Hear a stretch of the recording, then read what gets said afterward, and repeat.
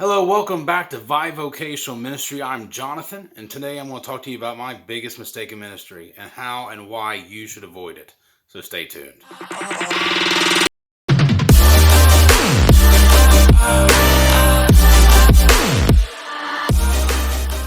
All right, guys, so I'm going to talk to you about my biggest mistake in the ministry. First of all, I'm going to start off with a reading passage of scripture. This is out of the New King James. Paul says this to Timothy in 1 Timothy 5:22. He says, "Do not lay hands on anyone hastily, nor share in other people's sins. Keep yourself pure."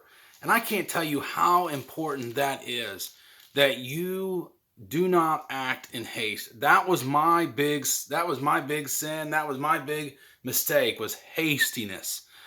Thinking that everything in front of me was an opportunity from God and that I should jump on it. And I don't want to miss out on this. And I want to get on that.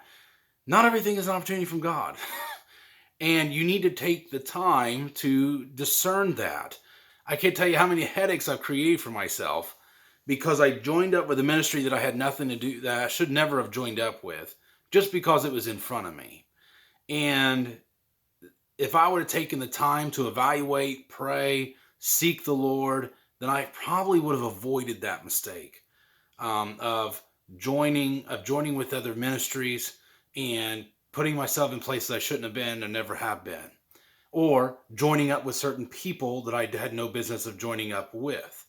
That is, if I would have taken my time to evaluate, pray, and research, I would have avoided that. And I think you should do the same. Now, the same thing goes for when you're growing a church. Now, for those who know a little bit of our background, I was a revitalizer of a church, and we tripled the size of the church in a very short time. And when we did that, we had new families, which meant new giftings, which meant new opportunities, which meant new ministries, which meant new leadership, which meant new positions. And we started filling up on positions. And I was asked, I put out a spiritual gift survey, and we did that, made that part of the membership class, and we were just moving people. We could truck them right along. We can get them in the church and serving within weeks. Sounds great, but it's really not so great because the people weren't necessarily good for those positions. Now, they might have been gifted or talented or excited about it. They weren't good for that, but because I was excited and I felt like I needed to put people in positions, I encouraged the church to go ahead and install them into those positions, just to find out a few months down the road that they didn't work out. They had either character flaws, or they couldn't handle the ministry, or something along the lines that could have been avoided. But now I have leaders that would have caused a stir, maybe if they were in just regular people positions like members, but they caused quite a bit of stir when they were in leadership. That could have been avoided if I just had taken the time to vet them a little bit, giving them time to settle into the church, get to know them a little bit, allow them to help out and volunteer and make relationships to get to know them a little bit. And I didn't just lay my hands on them and say, "Hey, bless you while you do this," and go. That was not a good idea. And that could have been avoided because if I would just slow down, and it would have been better if I would have tripled the size of the church and we would have dwindled off families. If those families were like, well, if I'm not going to, because we had families that came that thought, well, if I'm not going to have a certain position with a certain title, whatever, that I'm not going to be here. Well, then they don't need to be there. Goodbye. You don't need to be here.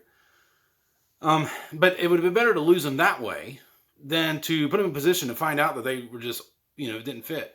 The other way that this hastiness thing fits in as well is it not only creates headaches for you in your ministry, but it creates headaches for your successors.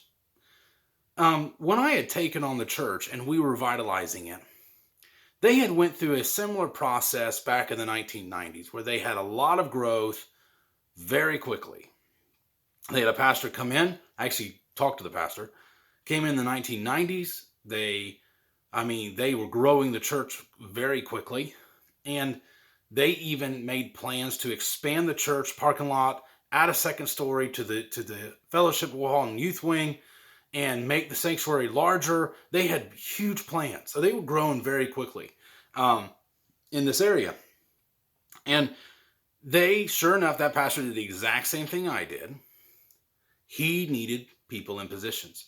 You have a growing church, you need people in positions. So he started putting people into positions very quickly.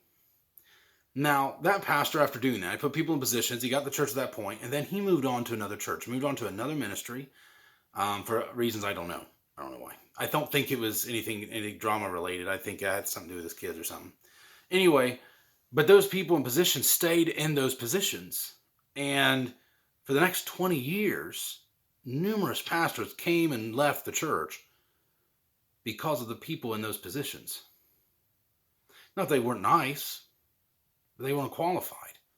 They caused a lot of damage. They caused a lot of headaches. They caused a lot of heartaches. All because the pastor felt the need to throw people in positions because he wanted to grow the church fast. He wanted to fill it up quickly. And so he started throwing people in positions, stepped out of the church, and the next 20 years, the pastors had to deal with those problems. It caused me a lot of headaches and heartaches because I was dealing with it. Because no one had taken the time to vet them properly. So when you're growing a church, when a church is growing, even if it's growing quickly, don't be hasty to throw people in positions. It's just a headache and heartache, and it causes a lot of problems and damage. Number two, one thing that we have really adopted over the last few years to kind of avoid this, in regards to personal decisions, one thing that we did was we put a time frame on it. If we felt that we needed to make a decision to do something, we gave it a time frame. So that way there is no emotional response. There's no I should have done this, but I chose to do this, and I just made it quick decision too quickly. Because that's really how you make a lot of mistakes, is quick, hasty decisions. And so what we did, so my last year at the church there, the 2019, I really felt like our time was coming to an end. I was like, okay, I really feel like we've been here for a few years.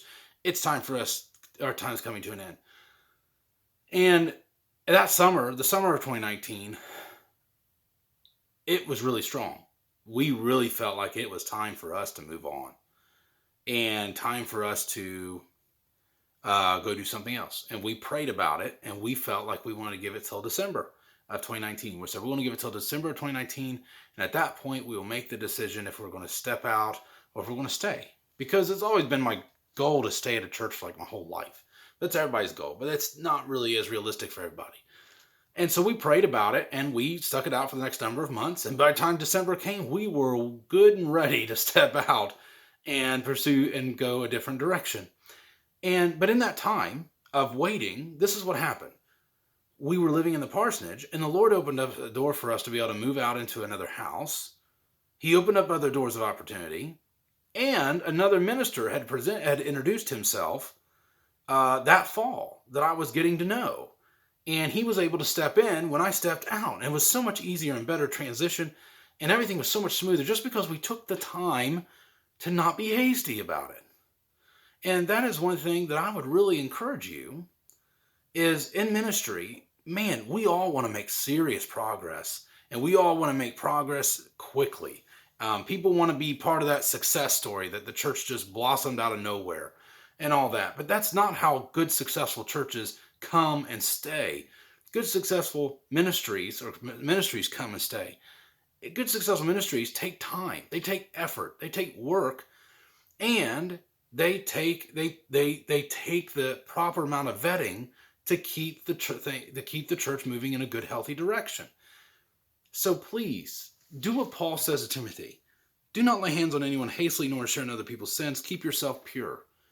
Don't do anything. Don't endorse and be part of anything hastily. Don't jump into ministries. Don't let people jump into your ministries hastily. Take the time to do it right. Take the time to make the decision. Take the time to pray about it, feel peace about it. And don't let the urgent replace the important. Don't let important decisions be made in urgency. Because urgency usually ends in bad decisions. So anyway, on the note, that's been my biggest mistake. What's your biggest mistake? Perhaps you've made similar mistakes or different mistakes in ministry. That's been my biggest one. I've slowed way down in how I do ministry. So on that note, you guys have a great day, and God bless.